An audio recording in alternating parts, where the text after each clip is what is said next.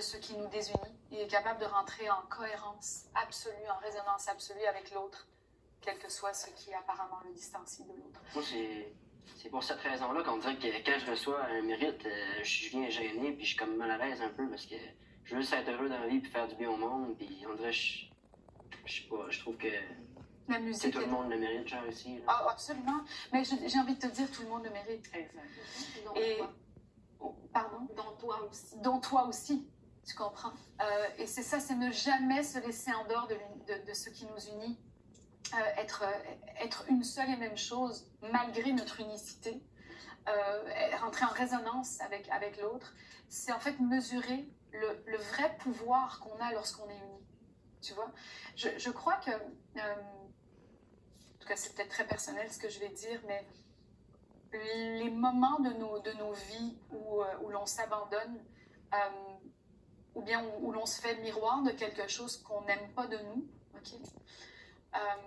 C'est les moments les plus douloureux, non pas juste parce que ça va créer des problèmes ou parce que ça va nous enlever notre confiance, mais c'est les moments les plus douloureux pour ceux qui nous accompagnent, pour ceux qui nous aiment.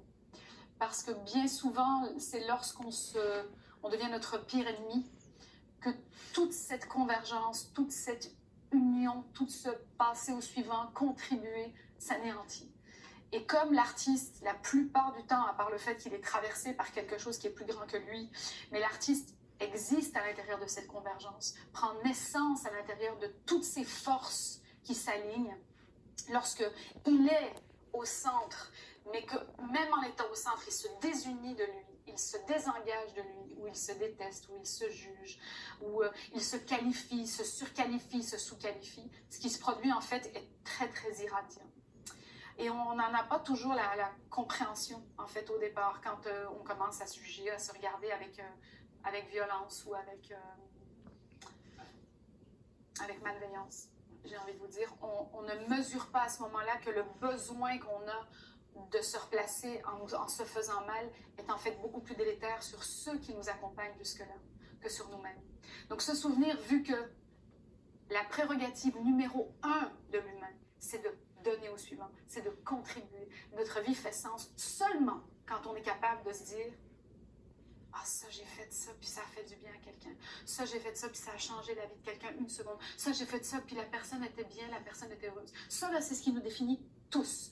Mais dès lors où, parce que nous sommes au centre de l'attention, parce que l'art, l'artiste, ce qui nous met en valeur, ce qui nous met en lumière, devient une obsession, un instrument de jugement qui fait qu'on se déconnecte de la vraie raison pour laquelle on est sur Terre, c'est-à-dire donner au suivant, contribuer, à ce moment-là, ça irradie de façon exponentielle quelque chose qui est délétère, quelque chose qui peut nous détruire.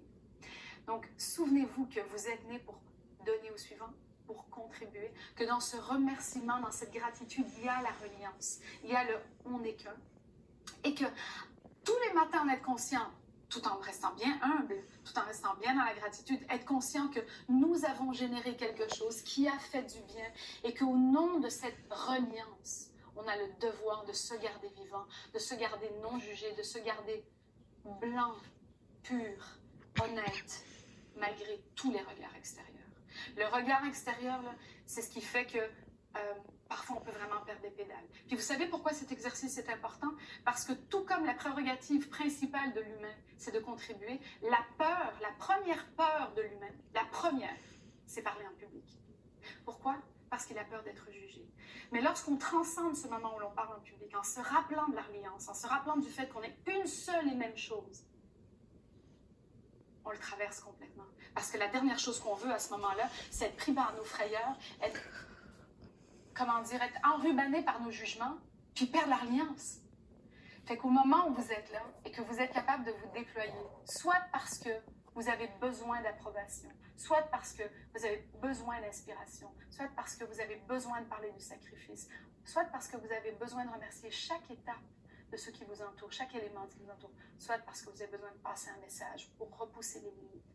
Sachez que c'est votre droit le plus légitime d'être cette unique chose qui vous met en reliance avec ceux qui vous écoutent. Et les jugements, le poète, c'est un prophète, c'est Rumi qui est poète et prophète à la fois. Rumi disait « Il existe un champ des possibles au-delà du bien et du mal, au-delà du beau ou du laid, au-delà de ce qui est juste ou ce qui est faux, au-delà de ce qui est une vérité ou une contre-vérité. C'est le champ de tous les possibles et je t'y invite. Fait que moi, je vous invite dans ce champ-là. Je vous invite dans le champ de tous les possibles, de toutes les glorieuses possibilités de votre existence, à partir du moment où vous repousserez toutes les limites de ce qui coupe la reliance. À partir du moment où vous déciderez que plus jamais vous ne vous diviserez de vous, parce qu'en ne vous divisant plus de vous, vous ne vous diviserez plus jamais de ceux qui vous portent.